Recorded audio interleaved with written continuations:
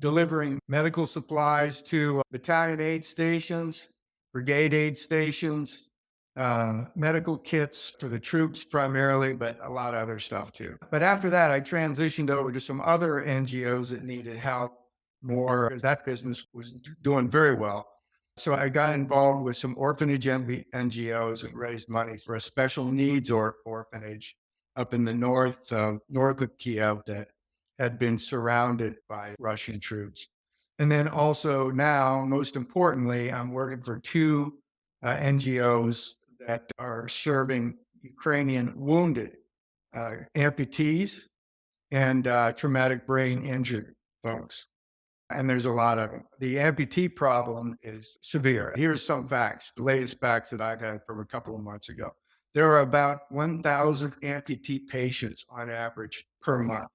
That's not limbs, that's people. And these could be multiple amputees. I've seen triple amputees in a very bad way. And it's not just that they missed the missing limbs, but the rest of their body is scarred as well. And of those 1,000 on average, there's only 200 of them that can be taken care of by the Ukrainian medical system, and another 100 per month are taken care of by external sources, NGOs and governments. So that leaves an accumulation of about 700 of these guys per month. Now, on the traumatic brain injury, the TBI cases, these guys are getting hit in front lines by 500-pound glide bombs that are coming from 20 kilometers away. And they're hitting positions, and you can imagine the overpressure of these things. And I'm seeing patients that had brain damage, brain operations, they're partially paralyzed, and they need the assistance even more urgently than amputees. And amputees, you can imagine, you can wait as necessary. But a traumatic brain injury needs to be dealt with right away, or those patients will just be stuck in that near vegetative state. But once you get them some therapy, they do make incredible progress. I've seen these guys after 6 months, one of them completely back to normal, basically, and others who have come back to at least 50% normal. But the problem there is, as with amputees, but traumatic brain injury therapy is at least $2,000 a month in these state-of-the-art hospitals. And so that's where we try to raise money for those guys. And the main vehicle, the main NGO for that, it's called Veteran Coalition International, vetcoa.org. And that's run by some fellow West Pointers, and I'm their local representative in Kiev. So we're trying to raise money to support as many of those TBI victims as we can. So that's what I'm doing right now. And I would like in some way, at some point, to help with money raising for those efforts, but I really don't know how to do that myself yet. We have other people working on that, but that's what I'm doing.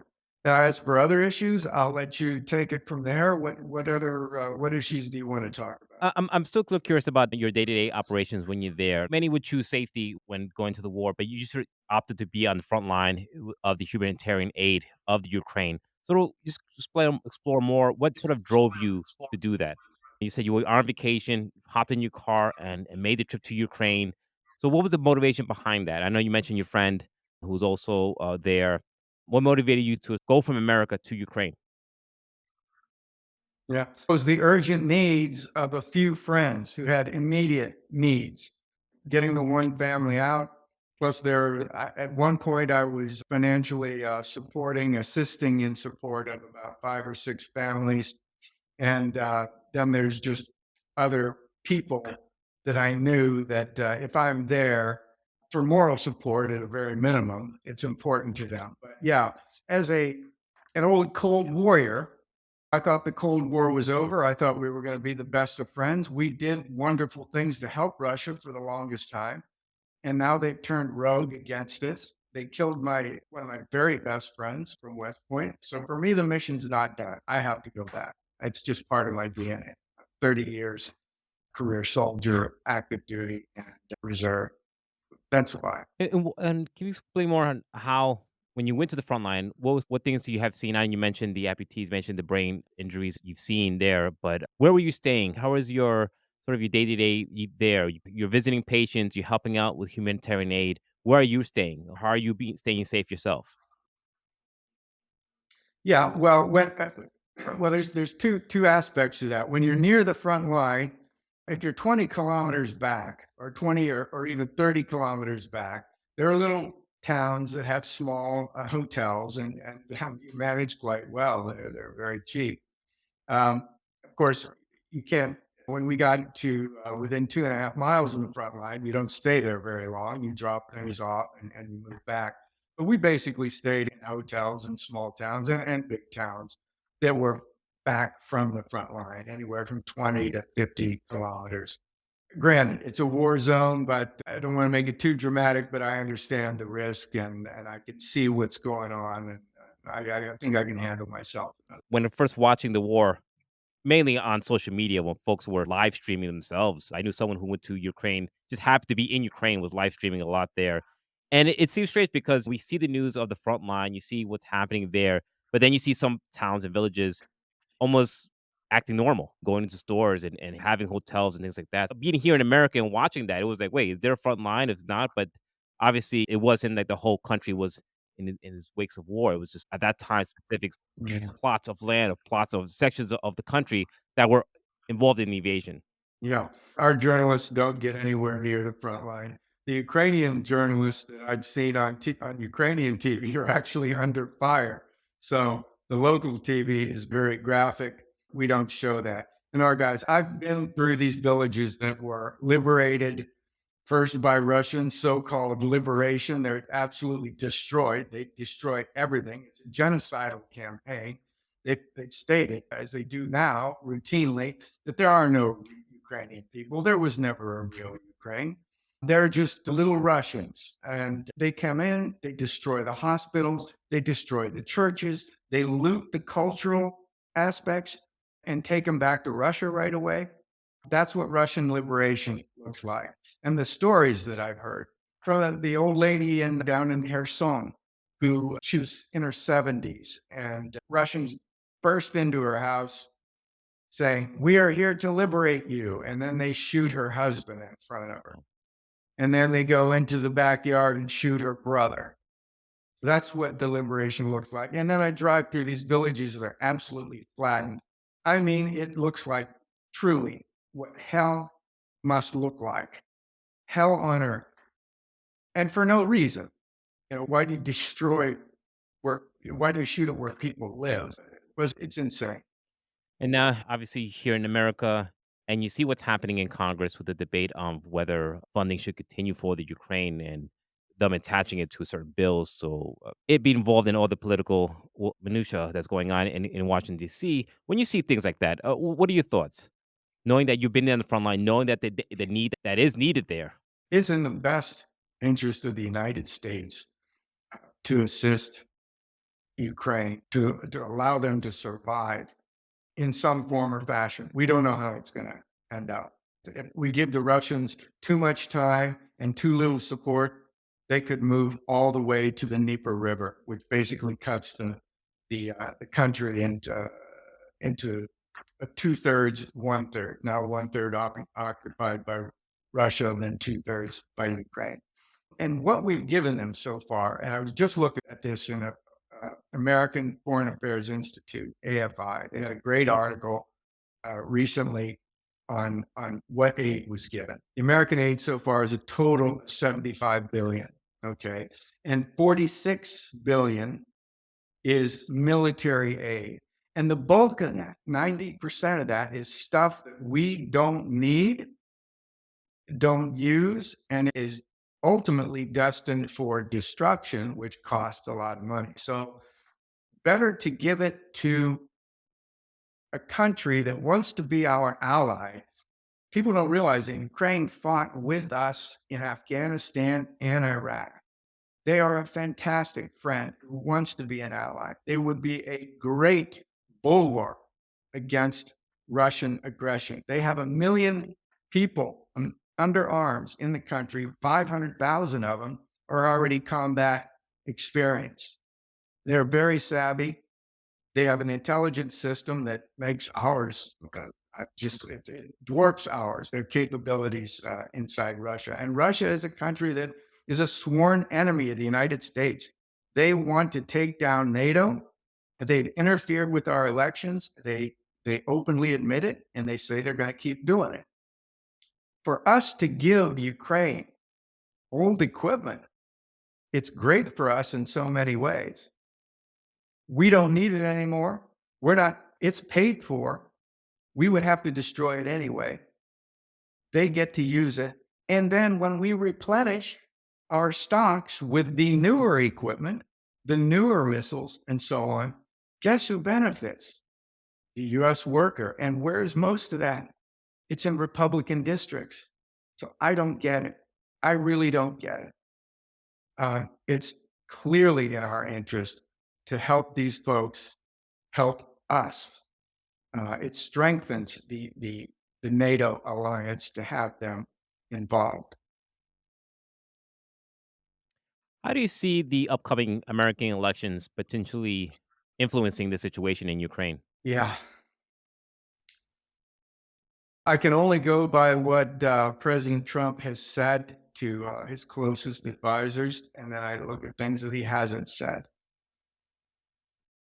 He has told previous national security advisors that he doesn't give a crap about NATO, that he will not defend countries that don't devote 2% of their GDP to defense. He wants to unilaterally abrogate a treaty, a relationship that we've had since the end of World War II, basically, that has maintained European and global security. And that is beyond me. That is not what presidents do. You can't just abrogate a security relationship because you don't like it. So that troubles me greatly. If he were to withdraw or try to withdraw from NATO or not support NATO, that encourages Russia. The next steps would be if we allow them to win in Ukraine, then they go against Moldova, an aspiring EU country who's now thinking about NATO. Nobody knows where it is, but it's a little sliver, a tiny country of 1 million or so folks between Romania and Ukraine. They're done. Then the next move that Putin would make, as he said, that some of those Baltic countries are historic Russian lands. So if he made a move, for example, against Estonia, just as an example, it's Lithuania, countries of basically 2 million people. If we're afraid to confront Putin now with such an enormous problem on our hands in Europe for the transatlantic alliance for NATO, what would we do or what wouldn't Trump do if a Baltic was attacked? I don't know. No one knows. And that's a huge risk. And as soon as Putin takes a Baltic and we do nothing, then NATO's finished. NATO would do nothing, and Putin would suddenly have dominance or near dominance, or let's say influence, high influence over Europe, and the transatlantic relationship would be over. So and there was another very interesting comment that with Viktor Orban, who's another Putin acolyte, Hungary is really a Trojan horse inside NATO.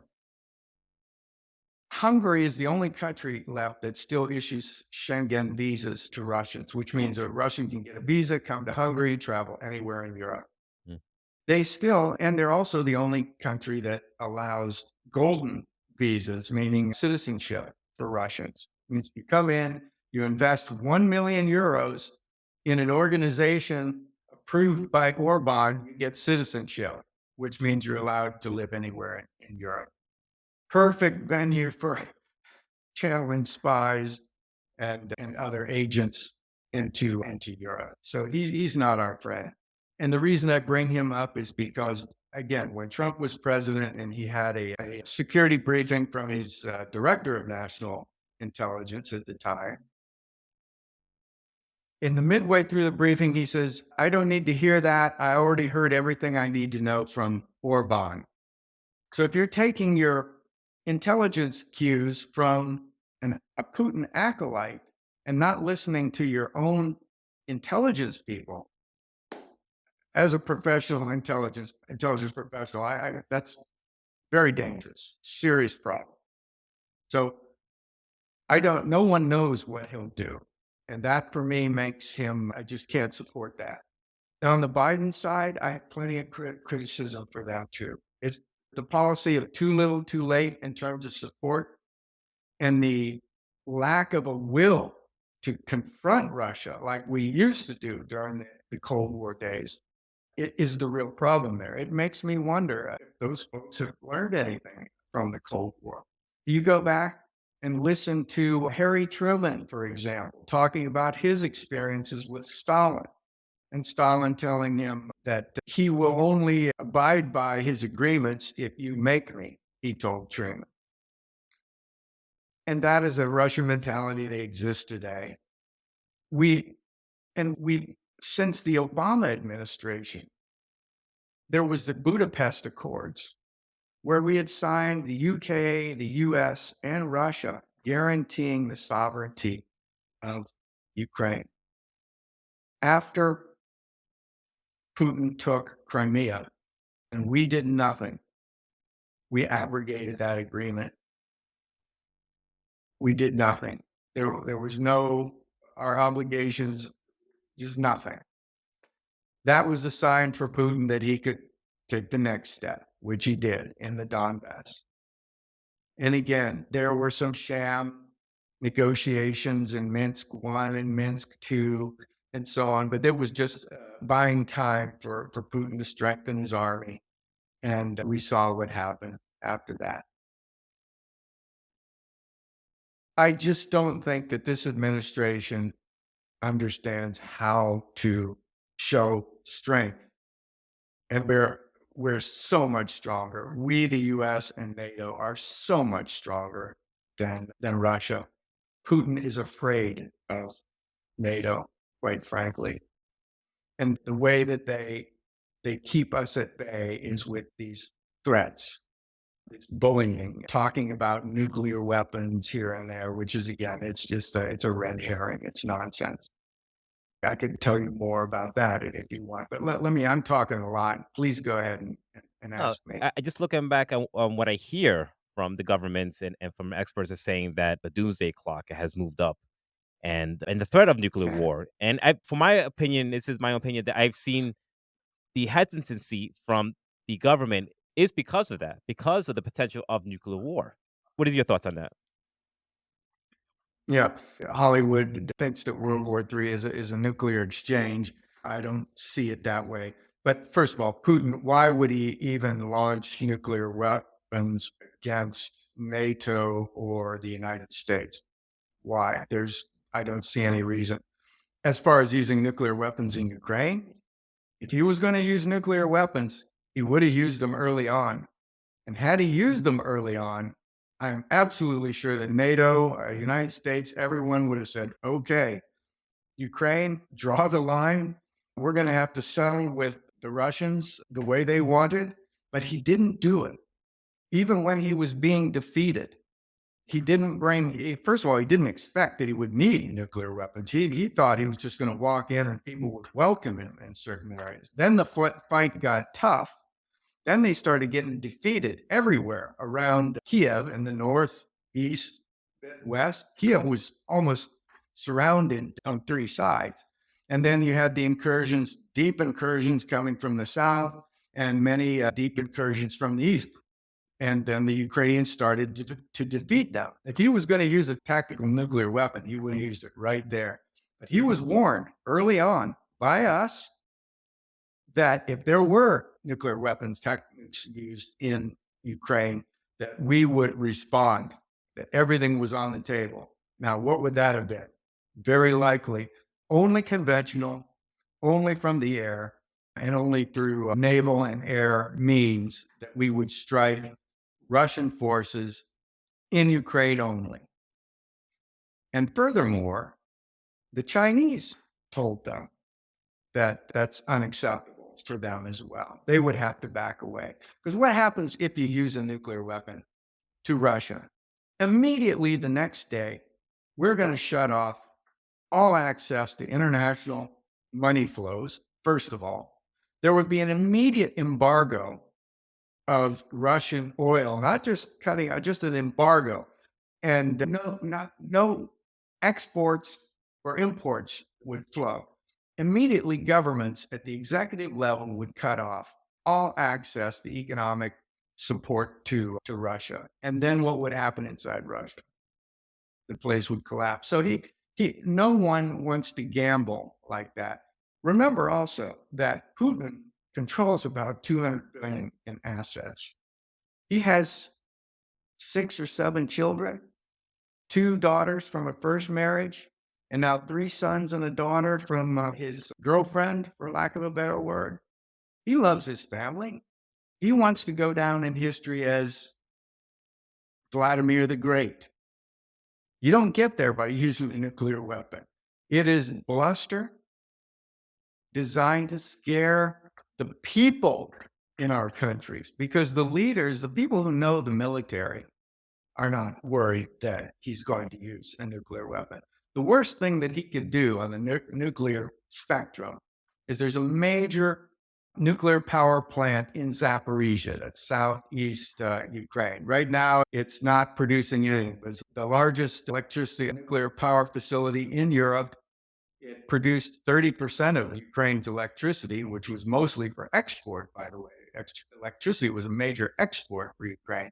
But if they were defeated, I understand that the intelligence community was worried that he would create basically a dirty bomb situation.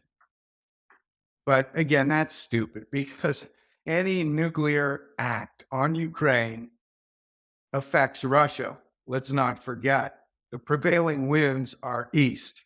So why would you use a nuclear weapon on your doorstep when the wind's blowing in your face? I don't get that. You have to respond to them firmly when they talk about nuclear weapons. And I don't see a response from this administration. They sound weak to me. And I'm sorry to have to say that, but I need to be blunt sometimes. No, having been on the front line, you mentioned NATO. Has NATO been pulling its weight in support of Ukraine, in your view? I'm glad you asked that. There's 2 things to clarify. First of all, it's not NATO per se. It is NATO member countries that are individually supplying things, whether it's a Baltic country, the Netherlands, Denmark, Poland. These are the countries that have really stepped up, along with the UK. Great job. And I told you about the article that I just read. I can share that with you. You can put it on your website, from the American Foreign Affairs Institute. I found an analysis from a Turkish English news outlet, which is extremely detailed. I can provide that to you as well.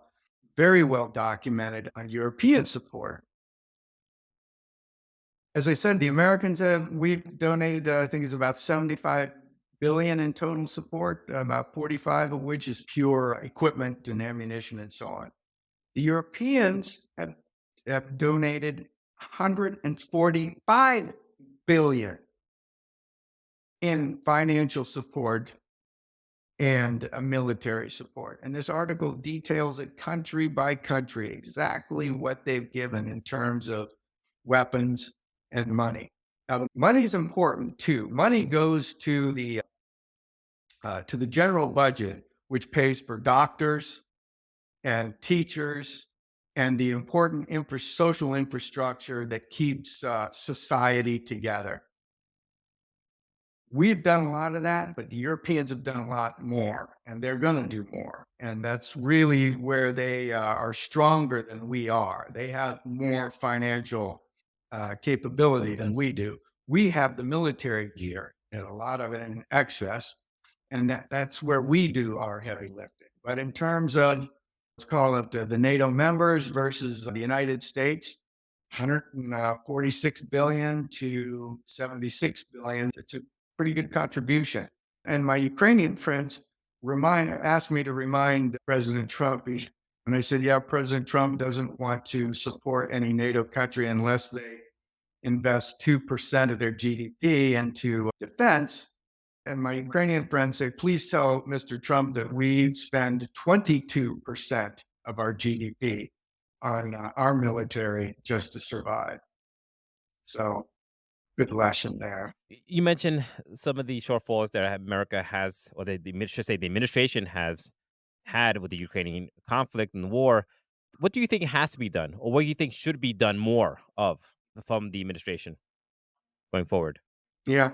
I see how both sides apparently try to tie the border issue with funding Ukraine and Israel as they're connected, but they're not connected.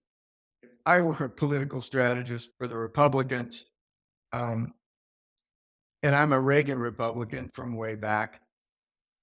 Our most important security relationships is what guarantees our long-term prosperity.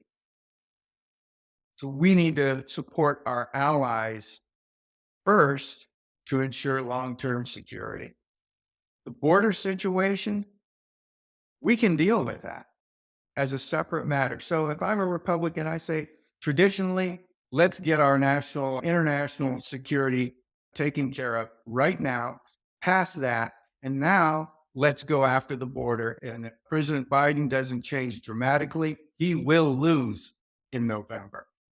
The border appears to be the number one issue. It's just unfortunate that the very small minority of Republicans, 20 to 30%, are following Trump's line to try to keep these two issues together for political purposes only. I'm also very cynical about one aspect there as well. Trump, I think, we all know what kind of a personality he has. He's very personal, he's vindictive, and I think that he blames President Zelensky for his second impeachment because Zelensky wouldn't investigate the Bidens. And so I think that he's feeling that now he's getting his revenge. And I just hate to say it, but that's how I see that. What must be done? We've got so much more equipment. The ATACMS, the long-range ATACMS, the 180-kilometer ones that we can give. We have a number of other anti-air defense, anti-missile systems to give, electronic warfare systems to give, drones, and so on. Bradleys, they love the Bradleys. They love the Javelin system. They love the Patriot. Our equipment is by far considered the best in every category except one. And it's interesting to note that the German tanks, the Leopard 2 and Leopard 1, are the two preferred tanks, and the Abrams is next on the list. The Abrams is just it's too heavy, it's too hard to maintain, it uses too much fuel. The ideal tank, they tell me, is the Leopard 1. If we can get more Leopard 1s, Bradleys, ATACMS, and the M777 artillery system over there, which we just need to move, they will be able to, the Ukrainians will be able to hold the line and force the Russians to some kind of a peace, some kind of, let's say, cessation of hostilities. I won't say peace. The Russians don't want peace. They want to continue this war for as long as they can, for a couple of reasons. They feel that as long as they're at war with Ukraine, Ukraine cannot technically join NATO. That's absolutely correct. That needs to be changed, in my opinion. As NATO Secretary General Stoltenberg has said, if we can at least get a cessation of hostilities, then we need to allow Ukraine into NATO, and they will be our best ally by far in the NATO alliance. So that's the way forward that I see, and even many others feel the same. Sam, before we go, if someone's listening to this and wants to help your cause, wants to help any kind of way in the Ukrainian war with humanitarian efforts, what can they do? Where can they go? My NGOs are to serve wounded Ukrainian soldiers. I don't see anything better than that right now. And as I said, we're focused on the traumatic brain injuries and the amputees. And these are the guys that will be rebuilding the country when this is over. So many of these guys have told me, he said, look, I just want a new arm so I can work and make money for my family. The resilience of these guys is just amazing to me. I'm humbled beyond words being around these guys, smiling after such devastation. So my two NGOs, which I would like to share with you, maybe in writing for your website, is Veteran Coalition International and Alliance for Innovation, it's called. Veteran Coalition International, as I said, is a kind of West Point run out of the DC area. We've got a very nice website. And then Alliance for Innovation is actually a Polish American organization, NGO, and it's mostly doctors and medical administrators. And they're primarily focusing on the amputees. We're also trying to work on a USAID grant. If that's, we'll see where that goes. We're talking to a retired Colonel Sam Hartwell, who was a former U.S. Army military intelligence officer who is now supporting, making his way to Ukraine, has been to Ukraine, and supporting with the humanitarian efforts there for veterans, traumatic brain injuries, and amputees, and children in special needs in orphanages. Thank you so much, Colonel Hartwell, for talking to me and letting us know what you're doing in Ukraine and how folks can help. Thank you very much. I live in Ukraine and I'll be there until this is over. Thanks.